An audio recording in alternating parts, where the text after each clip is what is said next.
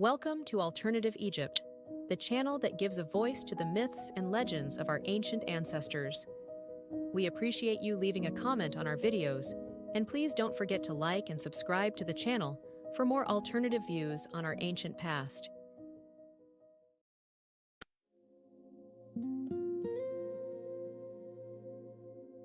In 1994, a book was published that would ignite one of the most controversial debates in modern Egyptology.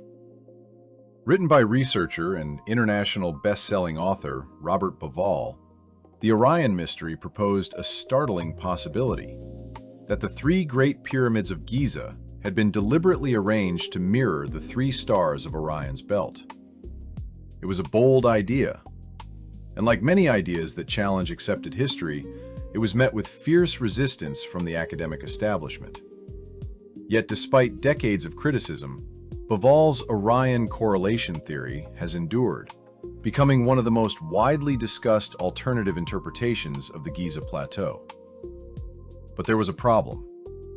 At first glance, the correspondence between the three Orion's belt stars and the three main Giza pyramids appears uncannily precise.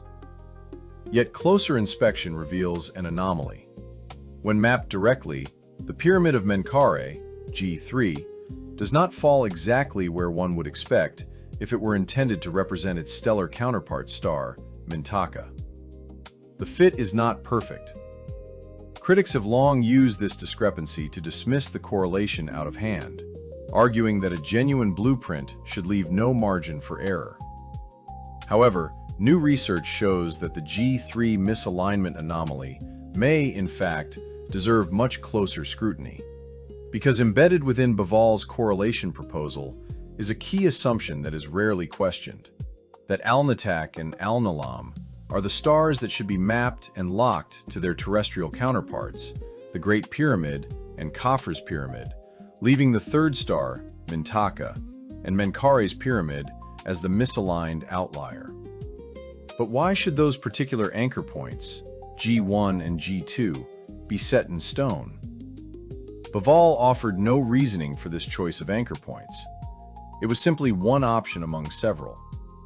And with 3 points in the sky and 3 on the ground, there is really no obvious reason to privilege one pairing of anchor points over another. Anchor the pattern one way, and G3 becomes the misaligned anomaly. Anchor it another, using Alnitak and Mintaka, and the displacement shifts to the middle pyramid of Khafre, also known as G2. And this is where the mystery deepens, because unlike G3, G2 already occupies an awkward position within the geometry of the Giza Plateau. It sits offset from the famous Giza diagonal, a theoretical alignment of the Giza pyramids first identified in the 1980s by Egyptologists Mark Lehner and Hans Godijk. This alignment begins with a diagonal through the axis of the Great Pyramid's first satellite pyramid, extends to touch the southeast corner of the Great Pyramid, moves across the plateau, narrowly misses the southeast corner of the middle pyramid of Khafre, travels onwards to touch the southeast corner of Menkaure's pyramid, and finally passes through the axis of Menkaure's first satellite pyramid. 6 significant points, all connected along the same line. With the very peculiar exception of G2, Khafre's pyramid. Significantly, this is not the only time this pyramid resists falling into line with the others. It also refuses to integrate cleanly into other geometric patterns across the plateau. Among these are a network of lesser-known relationships, what we may call the pyramid interquarter lines. Extended across the site, these lines connect key features in a way that links the Great Pyramid and Menkaure's pyramid, while also intersecting the diagonal axes of G3's satellite pyramids. Had either of these two monuments been placed or proportioned even slightly differently, the interquarter relationships would vanish. This can be viewed as a strong indicator that G1 and G3 pyramids are in their correct plateau positions.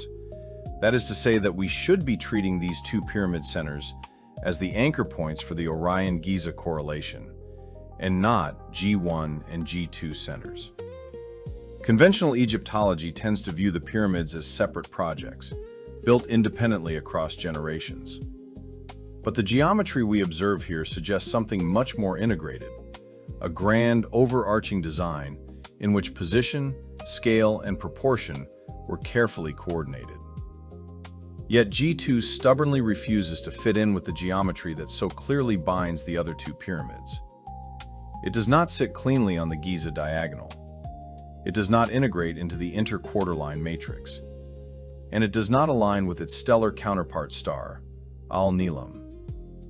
It is almost as though G2 preserves the memory of a different configuration, an alternative arrangement, which raises a curious possibility.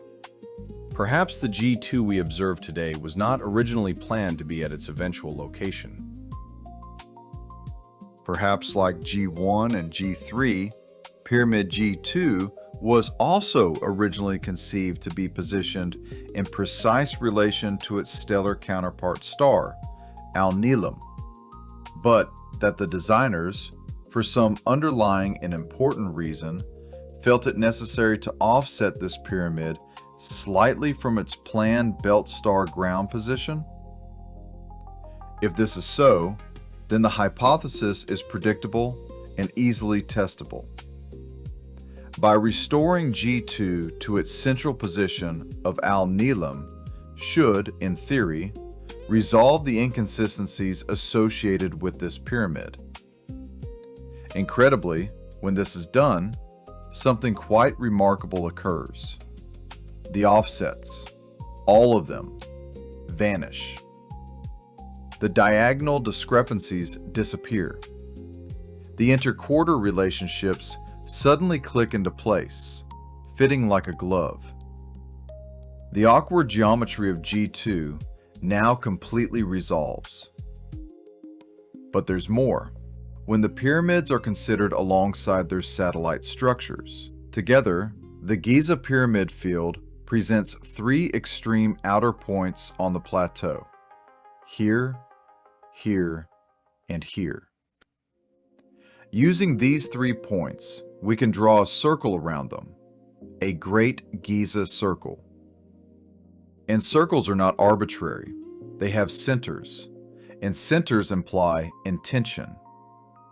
So where does the center of the Great Giza Circle fall? Not at the Great Pyramid, not at the Sphinx, not at the geometric center of the plateau, but at Al-Nilam, the center belt star. And also, of course, with G2, when restored to its proposed original planned position.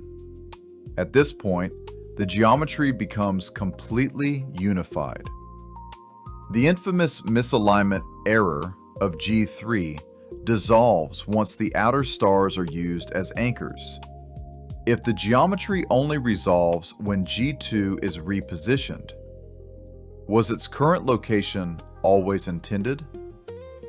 Or was it deliberately altered after the broader design had already been established? Perhaps the offset of G2 was never a mistake. Perhaps its relocation was deliberate. Further evidence suggests that this possibility is almost certainly correct, and that G2 was indeed relocated from its Al-Nilam center for a very specific and startling reason. But that is a mystery that will feature in a future video. This video presentation is based on the research of independent author and researcher Scott Crichton. His books are available on Amazon.com and from all good bookstores.